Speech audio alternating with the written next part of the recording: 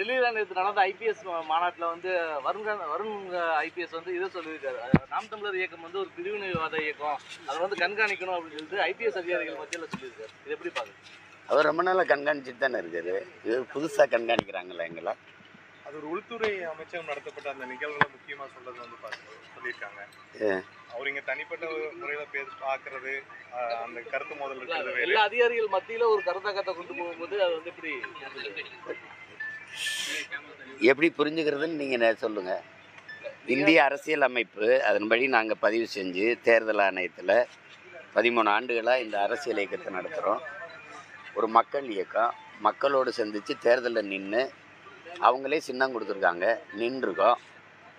36 லட்சம் வாக்கை வாங்கி 3வது பெரிய கட்சியாக வந்து தனிச்சு நின்னே அங்கீகாரத்தை பெற்று ஒரு கட்சியாக இருக்கும்போது நீங்கள் திடீர்னு இதை பிரிவினைவாத இயக்கம் அதை வந்து நீங்கள் கண்காணிக்கணும் அப்படின்னா, இவர் தான் நாட்டை ஆள்றாரா?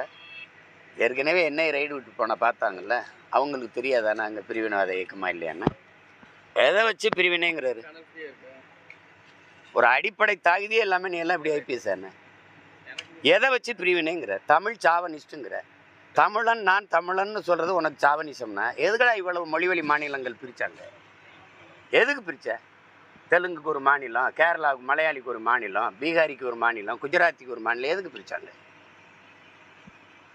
இது ஏன் நாடு, என் மொழி தமிழ், நான் தமிழ்னு பேசுகிறது தமிழ் சாவனிசம்னா இந்தி படிங்கிறது இந்தி சாவனிசம் இல்லையா? சமஸ்கிருதம் படிங்கிறது சமஸ்கிருத சாவனிசம் இல்லையா?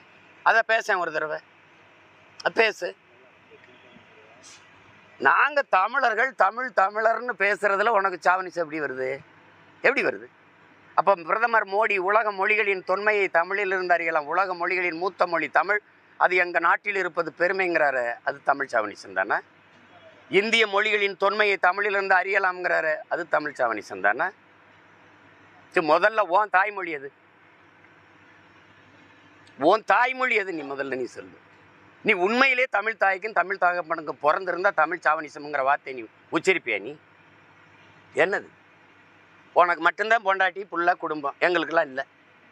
என் குடும்பத்தைன்னு ஏன்னா நீ என்னென்ன சேட்டை பண்ணி எங்கள் குடும்பத்தை, என் மனைவியை, எங்கள் குடும்பத்தை, என் தாய் தந்தையரை, எங்கள் கட்சியில் இருக்க பிள்ளைகளெல்லாம், என் தங்கச்சியில் இவ்வளவு இழிவாக பேசுறதுக்கு வழக்கெடுப்பியா? வழக்கெடுப்பியா? சரி, இந்த அதிகாரம் இந்த காய் சட்டில் எத்தனை வருஷம் இருப்ப? எத்தனை வருஷம் இருந்துருவே? நீ எத்தனை வருஷம் இருப்ப? ஒரு 50 வருஷம், இன்னும் ஒரு 40 வருஷம் இருப்பியா? இன்னும் ஒரு 30 வருஷம் இருப்பியா? அதுக்கப்புறம் இறங்கித்தானே தம்பி ஆகணும் கீழே. ஆனால் நான் இங்கே தான் இருப்போம். பார்த்து பேசணும், பார்த்து இது பண்ணணும்.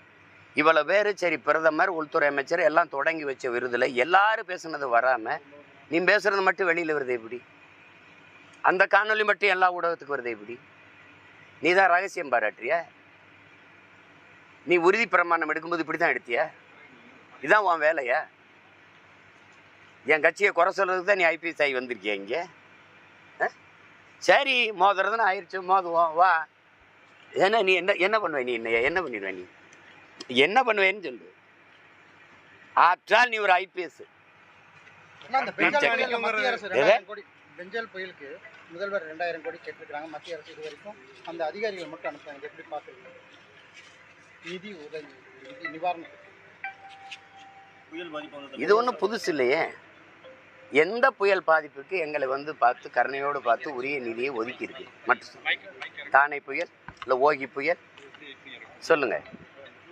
200 பேர் 100 பேருக்கு மேற்பட்டவர் நாங்கள் செத்தோம். நான் இது கன்னியாகுமரியில் தத்தளிச்சு நிற்கும் போது நீங்கள் கப்பற்படையை அனுப்பி எங்களை காப்பாற்ற முயற்சிக்கலை. செத்து விழுந்த உடலை எடுத்து மரியாதையை அடக்கம் பண்ணிக்கிறதுன்னு சொல்லி என் மக்கள் கேட்கும்போது நீ உதவலை.